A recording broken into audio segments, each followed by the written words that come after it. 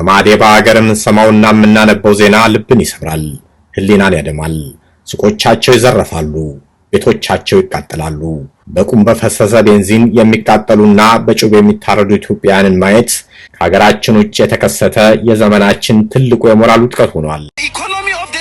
It's enjoyed by foreigners.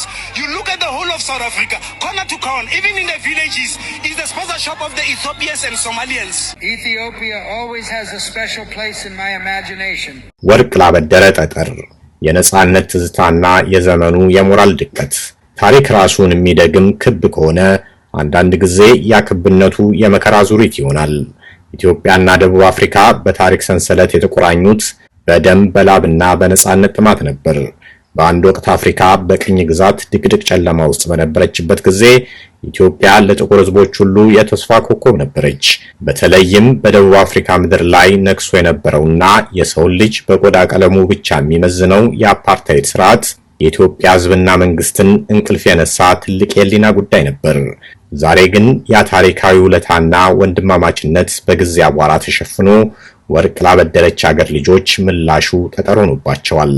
በ1960ዎቹ መጀመሪያ ላይ የደቡብ አፍሪካው የነጻነት ታጋይ ኔልሰን ማንዴላ በአገራቸው ላይ የተጫነውን የጭቆና ቀንበር ለመስበር ዓለምን ሲዞሩ መጀመሪያ የረገጡትና ልባቸው ያረፈበት ምድር ኢትዮጵያ ነበረች። ማንዴላ በራሳቸው የሕይወት ታሪክ ሎንግ ዎክ ቱ ፍሪደም ላይ እንደገለጹት ኢትዮጵያ የነጻነት ምልክት ብቻ ሳትሆን የአፍሪካዊነት ኩራት መገኛ ነበረች። በወቅቱ በታላቁ ንጉስ ግርማዊ ቀዳማዊ ኃይለ ሥላሴ የምትመራው ኢትዮጵያ ለማንዴላና ለጓደኞቻቸው የሰጠችው ድጋፍ ተራ ዲፕሎማሲያዊ ግንኙነት አልነበረም። ማንዴላን በወለታ ወታደራዊ አካዳሚ በማሰልጠን የደቡብ አፍሪካ ነጭ ገዢዎች ሽብርተኛ ብለው ሲያሳድዷቸው፣ ኢትዮጵያ ግን የክብር የኢትዮጵያ ፓስፖርት በመስጠት በዓለም መድረክ እንደ ነጻ ሰውና እንደ ዲፕሎማት እንዲታዩ አድርጋለች። ቢቢሲና ዘጋርዲያን በዘገቡት የታሪክ ትንታኔ መሰረት ያ ፓስፖርት ለማንዴላ ሕይወት መትረፍና ለትግሉ ዓለም አቀፋዊ ዕውቅና ማግኘት መሰረቱ እሱ ነበር። ኢትዮጵያ በአፍሪካ አንድነት ድርጅት መስረታ ወቅት የደቡብ አፍሪካ ጉዳይ የአፍሪካውያን ሁሉ የጋራ ቁስል እንዲሆን ግፊት አድርጋለች። በአልጀዚራ ጥናታዊ ጽሑፎች ላይ እንደተመዘገበው ኢትዮጵያ የአፓርታይድ ስርዓት በዓለም አቀፍ ደረጃ እንዲገለልና የኢኮኖሚ ማዕቀብ እንዲጣልበት ለማድረግ ግንባር ቀደም ተሟጋች ነበረች። ይህ ሁሉ የተደረገው ለወንድም አፍሪካውያን ካለን ጥልቅ ፍቅርና የነጻነት ራዕይ እንጂ ከምንም አይነት ቁሳዊ ጥቅም ፍላጎት አልነበረም።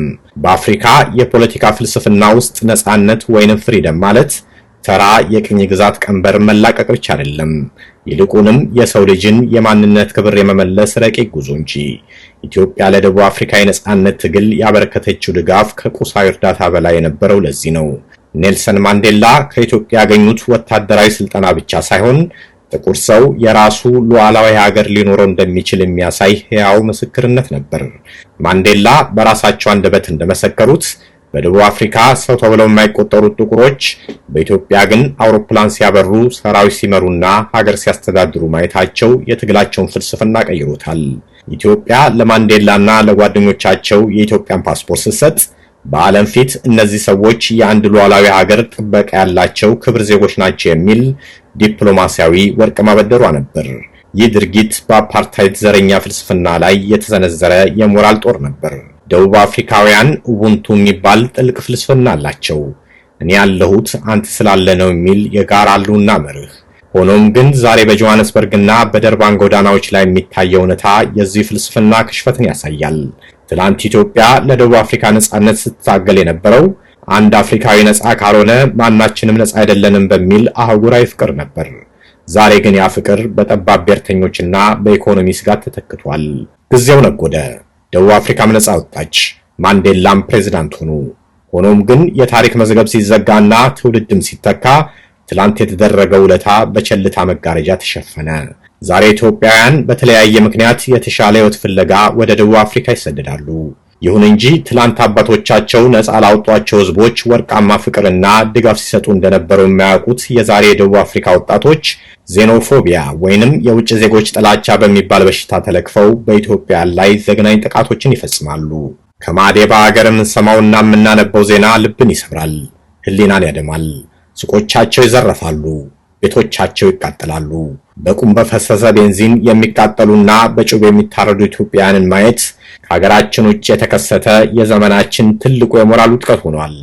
ትላንት ለማንዴላ ጋሻ የሆነች ሀገር ልጆች ዛሬ በደቡብ አፍሪካ ጎዳናዎች ላይ ሲሳደዱና ሲገደሉ ማየት የታሪክ ምጸት ብቻ ሳይሆን ሰብአዊነት የጠፋበት የጨለማ ዘመን ማሳያ ነው። በኢትዮጵያን ላይ የሚፈጸመው ግድያና መሳደድ የታሪክ መዘንጋት ወይንም አምኔዥያ ውጤት ብቻ አይደለም፣ ይልቁንም የፖለቲካ ንቃተ ህሊና ዝቅጠት ጭምር እንጂ። አንድ ደቡብ አፍሪካዊ በኢትዮጵያ ስደተኛ ላይ ክብሪት ሲጭር የሚቃጠለው የኢትዮጵያዊ ሱቅ ብቻ ሳይሆን ማንዴላና አፄ ኃይለ ሥላሴ የተከሉት የአፍሪካዊነት የቃል ኪዳን ሰነድ ጭምር ነው። ወርቅ ላበደረች ሀገር ጠጠር መወርወር የታሪክን ሂደት ወደ ኋላ መጎተትና ራስን በራስ እንደመካድ ይቆጠራል።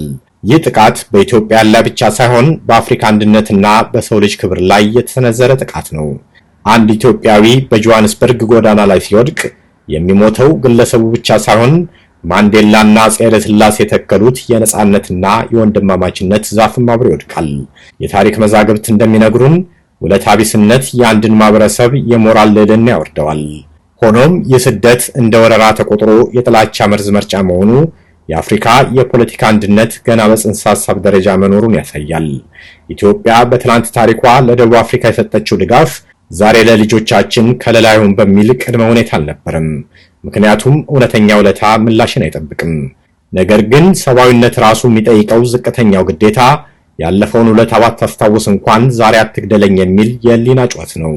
የደቡብ አፍሪካ መንግስትና ሊቃን ይህን የታሪክ ዕዳ በዝምታ ማለፋቸው ትልቁ የታሪክ ስህተት ነው። የውጭ ጸሐፊያንና ተመራማሪዎች እንደሚሉት ደቡብ አፍሪካ የዓለም አቀፍ ማህበረሰብ ድጋፍ ባገኘችበት ወቅት ኢትዮጵያ ነበራት ሚና የጀርባ አጥንትነት ነበር። ዛሬ ግን ያ አጥንት እየተሰበረ ነው። ወርቅ ላበደረ ጠጠር የሚለው ብሂል የዛሬውን የኢትዮጵያና የደቡብ አፍሪካ ግንኙነት ቁልጭ አድርጎ ያሳያል። የታሪክ ትዝታ በደም እየታጠበ ነው። የወንድማማችነት ሰንሰለትም በክህደት እየተበጣጠሰ ነው። ሆኖም ግን እውነት መቼም ቢሆን አትቀበርም። በትላንቱ የነጻነት ጉዞ ውስጥ የኢትዮጵያ አሻራ በደቡብ አፍሪካ አፈር ላይ እንደታተመ ይኖራል። ይህ በደቡብ አፍሪካ ምድር ለወደቁ ለተቃጠሉና ለተሰደዱ ኢትዮጵያውያን መታሰቢያ ይሁን። የታሪክ መዛግብት እንደሚመክሩት ውለታ ቢስነት የአንድን ሀገር ታላቅነት ያጠፋል። ደቡብ አፍሪካ ወደ ቀደመው አፍሪካዊነት መንፈሷ እንድትመለስና ለኢትዮጵያውያን ወንድሞቿ የሚገባውን ክብርና ጥበቃ እንድትሰጥ የህሊና ጥሪ እናቀርባለን። ትላንት ነጻነትን አብረን እንዳጣጣምን ዛሬም ሰላምና ህልውናን በጋራ መጠበቅ የታሪክ ግዴታችን ነው። ሰላም።